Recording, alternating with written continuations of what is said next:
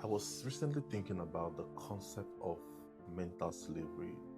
Like in today's world, with all the so called freedom and opportunity, why do so many people still struggle to actually live free? Out of curiosity, I decided to dig a little deeper, and my research took me all the way back to the very first world empire, Egypt. And what I discovered was both fascinating and at the same time sobering. Slavery back then was not just about controlling people physically. The real strategy was to keep the minds in chain. It was about shaping how slaves think, how they saw themselves, and even what they believed was possible. The most tragic part is that the system was designed so well that many didn't even realize that freedom could exist as an option. And here's the craziest part.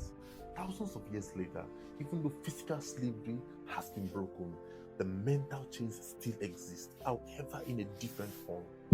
People are still enslaved to fear, afraid to take risks, afraid to dream, enslaved to doubt, constantly second-guessing themselves, living small because someone somewhere convinced them that that's all they could ever be.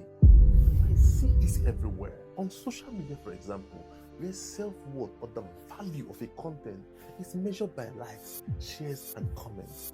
In consumerism, where people buy what they don't need just to impress people that don't even know they exist. Even in relationships, where some stay in toxic circles because to them, the idea of being alone feels scarier than freedom. You see what I mean? Different era, different disguise, but the chains are still the same. So here's the truth I want to take away today. Freedom does not begin when your situation changes.